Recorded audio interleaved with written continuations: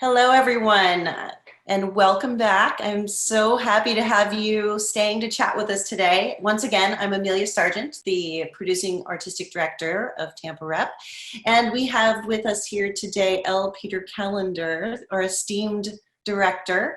Welcome, Peter. Thank you so much. It's a pleasure to be here. Yay! Congratulations, Amelia. We did. It was a wonderful run. It was a pleasure to do this with you guys. Thank you for the invitation. Thank you for being here. We are honored to have you here. Our actors out there, our actors are taking a brief break and will be with us momentarily. And we are also expecting Sheila Cowley, our esteemed playwright. Here she is. Welcome, Sheila, our award-winning playwright. It's just wonderful to have you here with us for our chat back. Thank you. It was a beautiful job. Thank you, Peter, and what a wonderful cast. Thank you. It's a pleasure to do this. I really love this play. I really do. Thank you, Sheila. Thank you. So for those of you out there, if you look at the bottom of your screen, you will see a Q&A box, and that is where you can type questions for us. If you would, please, let's test it out. Where are you coming from today? Let us know. Clearwater, Sarasota. More Sarasota. That is amazing. And we have Atlanta, and we have Peter Callender is here with us, zooming all the way from San Francisco. Yeah, actually, I'm in Oakland. My house is in Oakland. My office is in San Francisco. I got you. Oakland, California. Madeira Beach, Tampa, Sacramento, more Tampa, Brooksville, Lutz, Florida. Gainesville, wow. Oh, there's. I want to thank all the staff of Blue Ink Theater in Chicago who are watching. Very nice. Who hosted a video. That is wonderful. Hi, Peggy. Blues Theater. I'm sorry. My friend Peggy is watching from El Sobrante, California. Wonderful. Wonderful. So we're getting a lot of kudos here coming in as messages. Thank you all so much. Margie, hi. Extraordinary virtual performance, the best I've seen. Wonderful performances by Susan and Fisher. Great direction, lovely writing. Peter, what was the greatest directing challenge? Was that a question for me? That was, yes. Tara Sheldon would like to know what your greatest directing challenge was. Oh, I mean, for this particular presentation, I think for me, with this particular play, there's so many visuals in this play that we just could not get on Zoom. The ladies dancing, that music, when it pops up and the ladies dancing, the throwing of the baseball, the fact that we can't see the wonderful Ina King walk and embody the character of Fisher. Enoch is such an amazing young actor that I just missed to see what that physicality, what he could have created with that. The gait of the women, the pride of the women in popping in those offices and seeing them fully embody these roles. I think that to me was the challenge of this platform. But I tell you, although I really love that question, I think what these actors accomplished today, and we've only had 4 rehearsals, by the way. Yeah, I know. 4.5 with tech. Basically, 1 rehearsal with tech. What they've done with this play, and it has to do with the writing, of course. It has to do with the cast that we've received. But that was my big challenge. But having said all that, I am so pleased with this cast and this ensemble. I couldn't have been luckier. I couldn't have been lucky. So that was thank you for that question. That was my biggest challenge. And I also wish I were in the room with these people so I can get some high fives and some fist pumps and some hugs, because you guys did such a great job. Thank you, thank you, thank you. Thank you. Such a wonderful job. It looks like we have our extraordinary cast here. Just Hello. bravo. Bravo. Yes, You guys, yes. said backstage by Renata that we were flying. You guys were flying. You really were. I'm just My friends Bob and Gail are here, big supporters of your theater as well. Enix, your mom and dad are here. Wow. Yeah, nice. My folks are here. Nice. That's so cool. My partners Dap Paxton and Jason Louder. Yay. So guys, actors, let me ask you guys, what was the biggest challenge you guys had with this piece as you were working on it? Man. When you start talking, say your name, the character you play, and where you're coming from. Yes, sir. Enoch King, Atlanta, Georgia. I played Fisher, Rory Fisher. The hardest challenge, man, I've done a lot of these Zoom readings, and they are fun and innovative, and on one end because it's new, but you do miss the connection of one, the cast and the director being in the space. You miss the process, you miss the learning and the growth of the character, and we definitely miss the audience, man. I miss the audience so much.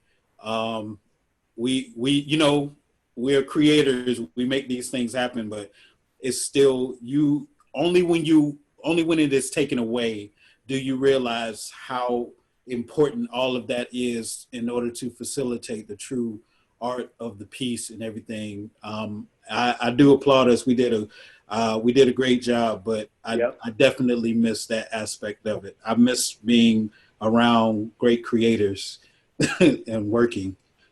I miss being in the room with Peter. Absolutely. All day, every day. Thank you, man. Anyone else? Anybody else? I can't say it any better than that. I mean, that's My sister's here. Yay. Well, he's certainly asking a lot of you guys back, technically more so than when we're on live stages, changing backgrounds and whatnot. Any comments about how that went for you? God bless a tech crew. God bless the lighting directors. God bless the stage managers. God bless the set designers. God bless them all. Let me tell you, it's not a game. It's not a joke. They do not get enough accolades for what they do to make this thing happen. Just something as simple as switching off, going from light to dark on this. I was like, man, and I got to act. God bless them. Absolutely. And a shout out. A challenge it's all new for all of us, even if we have done a couple of Zoom theater productions or virtual theater. But man, mad respect. You gain a whole new level of respect for costume, production, crew, stage management, because you have to do part of it yourself as the performer. So you got to make sure your green screen is in the right place so it's not acting all weird and doing that thing right there. And then if you have a ring light, you got to put it in the right lighting. So it really does remind you of the community of theater and how much every single person is a part of creating a beautiful piece like this, That's It's amazing that we were all working together, and you guys are all in all different places, and our audience is all across the country, which is this is an amazing chance to do that. Yeah. So we do have another question that's come in. Actors, what are your personal favorite moments in the writing of the play? I've got a few. The things that aren't said, the moments that aren't, the moments that fill the space up. I think those are and I know it's gonna sound like I'm constantly like blowing, like giving kudos to Peter, but like I really do appreciate how in my art, how much he has taught me in the short amount of time that I've worked with him. Just really laying it, not letting the ellipses and the pauses be filled with just empty air.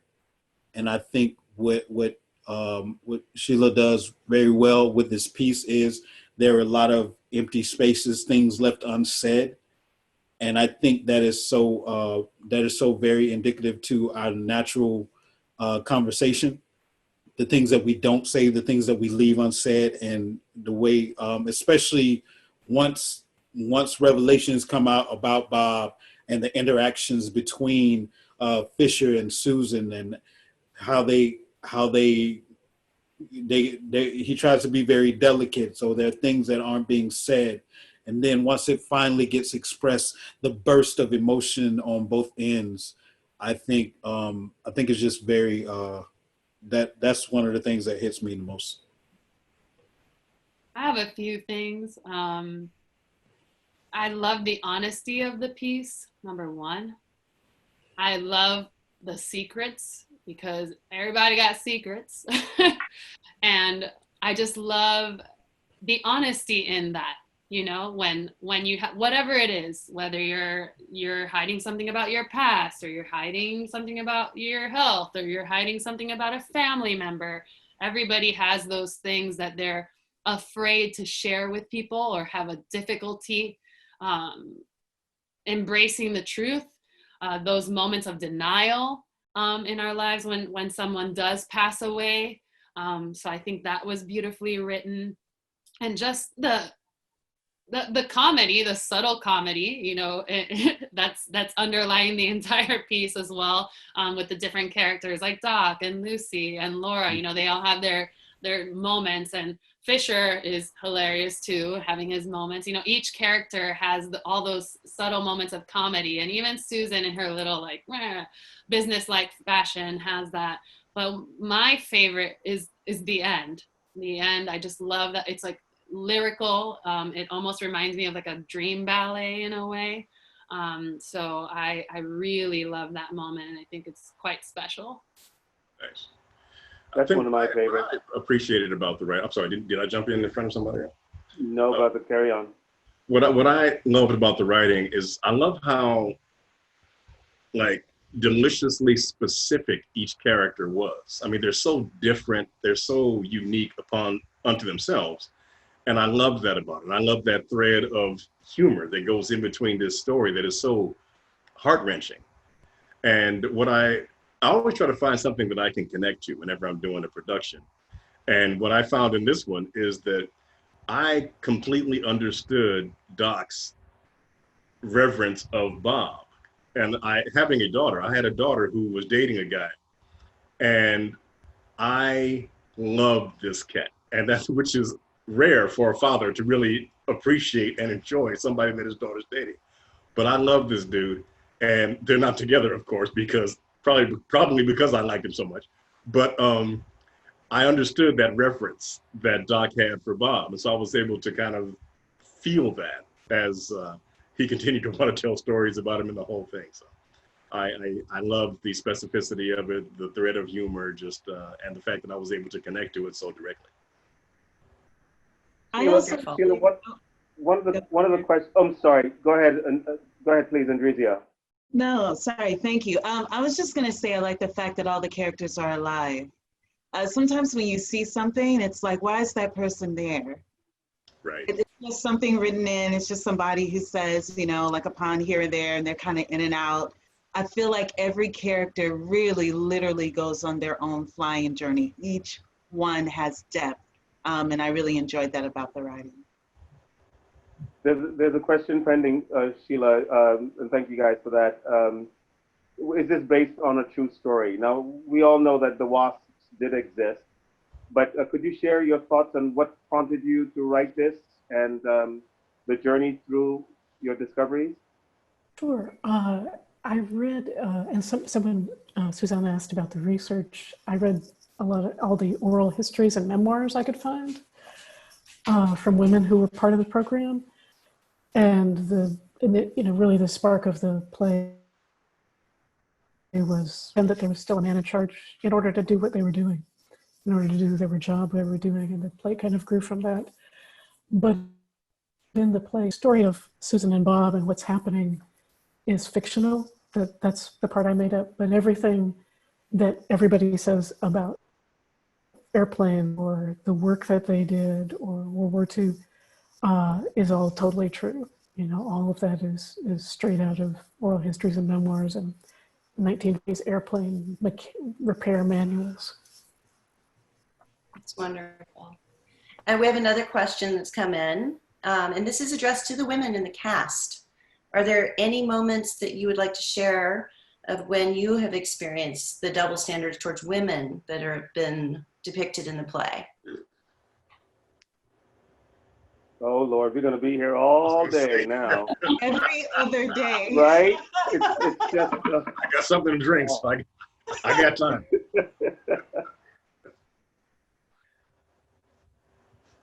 I mean, I won't speak for the other ladies.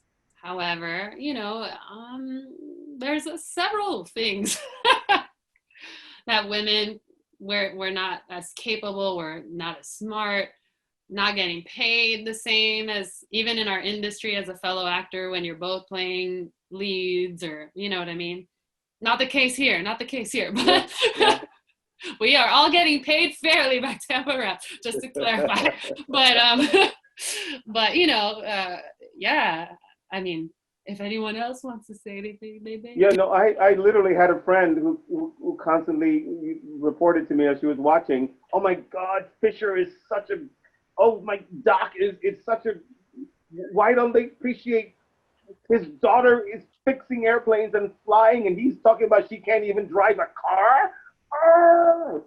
I've got female friends who were up in arms about those lines of what she's a mechanic. What she do? What you flew B? No, she's a captain. What? So yeah, please, Andrea, any thoughts? No, I shared them. It's like every other day. I mean, it just depends on. I mean, it's like something that you constantly run into, probably in so many instances. What I would say passively aggressively, that you almost tend to just brush it off. I mean, it's occurring, but it's not life-changing every time. So no specifics, but quite often. Yeah. And I come from engineering background. You're muted, Laura. Stephanie, you're muted.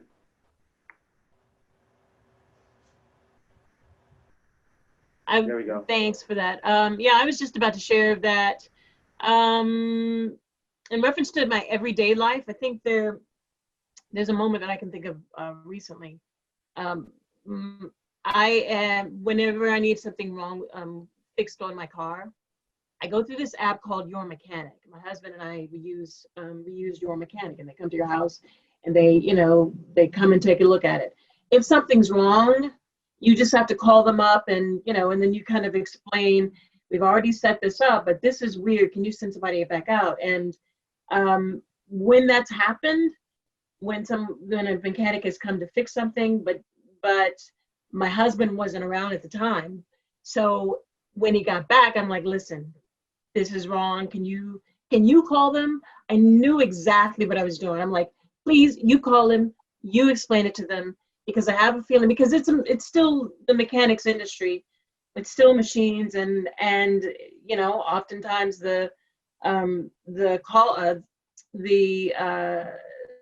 people who take the calls, they're still men, they're still guys, and explaining what's wrong, it seems to still be easier coming from another guy's mouth. And I understand that sometimes, and I'm like, let it go.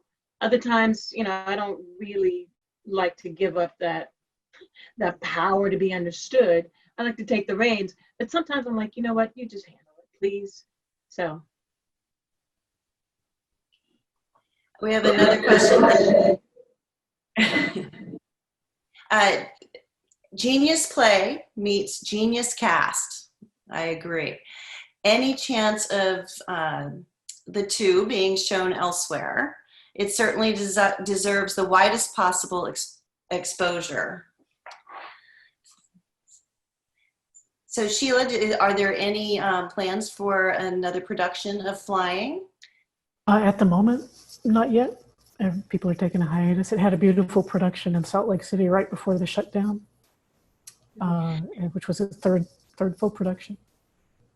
Yes, we at Tampa Rep produced this fully in 2017 and garnered some Best of the Bay awards, and we just love the story so much. We wanted to bring it back during this pause in this new format with this extraordinary family of actors. And so yes, boy, I mean, I'm just watching it today. I was wishing to see all of you on a stage. Absolutely. You know, it's a really terrific question, and here's, and I've been looking at all the comments. Maybe I'm not seeing all of them, but you know, as the artistic director of a theater company out here in San Francisco, a very proud artistic director of the African American Shakespeare Company, and this is the play that I've learned to love ever since Sheila sent it to me over a year ago, as a matter of fact. And to have these amazing actors of color perform this play so well, so beautifully, and no one has ever commented that, oh, wait a minute, the Wasps, wait, there were no, wait, I don't think anyone has commented on that. And I love that. And Sheila, and of course, Amelia, we've spoken about this, and actors, please, let's comment on this openly. But you specifically, Sheila, wanted a cast of color. And the Wasps, of course, were not. And I told you when we talked about it that I didn't think this play was necessarily a historical, documentary, history-telling play about these women. It's a love story. It's a love story about a small town. And this woman trying to maintain the normalness, the sameness about this business and her. So Sheila, that's how I saw the play, especially with this amazing cast. But Sheila, could you touch on why specifically you wanted this? And it's also not just in this presentation, in your script, you actually said, this is not, although these women were white, I don't necessarily think this is a white, you know, with white actors. Could you touch on that briefly? And actors, please touch on how you felt about it. No, that's been in the script from the very earliest drafts, because I don't ever want to write a play that only white people can be in, because that's ridiculous. And so it's always had the caveat in the character notes. I recommend diverse casting for this play, knowing that that's historically inaccurate. I know that, but just because it was only almost entirely white women in the 1940s, I don't see any reason to keep doing that now. And you guys have proven that. And so that has, there have been wonderful actors who've performed in Chicago, in New York City, and here in readings of the play. So one or two actors would be either Black or that's fantastic. And I agree with you that it's a human story. It's about people. It's about coming back from the war, and everything is different. You know, and I think everybody can relate to that. When you come home from somewhere and you've changed, but the world around you hasn't, and how do you readjust to that, which everybody is doing in this play. So I am grateful that this is the first time that the whole cast, and it's fantastic. You know, it's just a human story. You guys were all perfect in the roles you were playing. Wonderful. Well, when I first saw the play, when I first received it, I was thinking, okay, so where are the Black people? Where are the minorities in the story?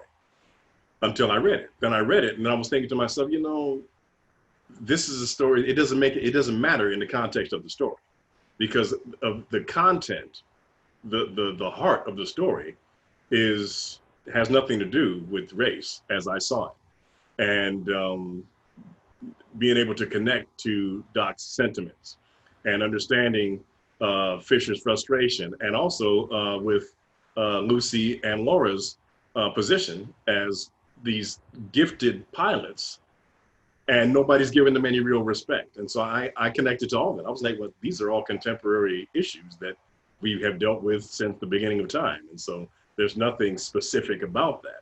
So I didn't have any trouble getting into the story or the character at all in that regard. Right. You know, because there are people out there who are, especially Black actors, who are saying, well, you know what, I'm not interested in revisionist history. If it was white people doing this, it should be white people performing. And I want to be careful that I again, when I presented this and I spoke with my actors, I didn't want it to be I didn't want it to be Black actors playing white people. That does not interest me at all. I wanted it to be a story about real people in real situations. And I appreciate that there are no, I mean, at least the ones I'm seeing that are saying, my gosh, what is this? This isn't real. This isn't, and that's because that attests to certainly to the writing, but to the talent on stage as well. No one ever thought that. So that's really lovely to see and to hear. Wonderful.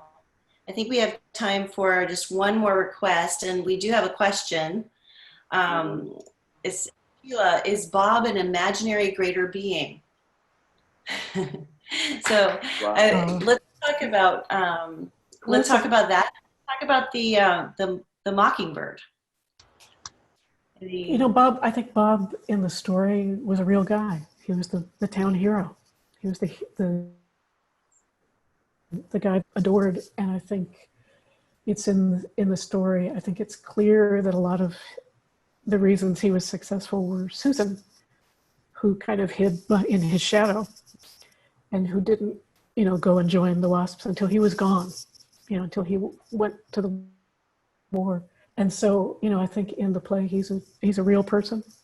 He's echoed by the sound of the mockingbird as sort of a symbol of him design that my husband's sound designer, Matt Cowley, created. But that's always been in the script from the very beginning, the mockingbird. And it kind of, after years, became clear that it was Bob kind of as a presence. And he's sort of the sixth character in the play. Mm-hmm. Mm-hmm. Yes. Without actually being.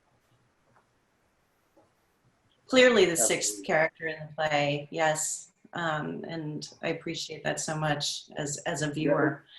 It's a classical image. It reminded me of Three Sisters with Irina and Moscow and Rashinin. And it's a classic thing about this hero and how so many people see him differently. Except of course Lucy, who says, I ain't never met him. I ain't know. I don't. But you know, Fisher's talk about Bob, and I don't think Laura ever talks highly about Bob in any way because Laura's in her own world. But yeah, that fictional character who people see in different ways, that heroic being, it's quite a classic theme, along with of course Odysseus and Penelope, the Greek tragedy, of course, where Sheila very skillfully weaves that in her play as well. So it has lots of classic undertones. I really think this is a lovely piece of work. Well, and with that, we have a couple of parting messages to close us off.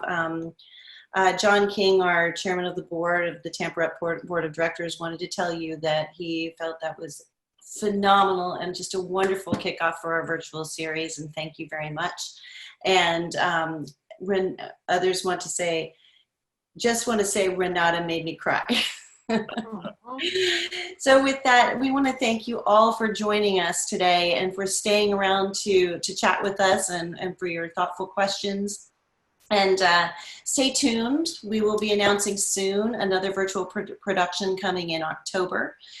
In the meantime, this production today will be up through the 20th on our YouTube link. And that will be on our website and will be emailed to you as well. Please feel free to share that. We would love for as many people to see this wonderful performance as possible. We have a wonderful evening and thank you so much for joining us. Thank you all so much. Hi, thank you. Thank you for coming.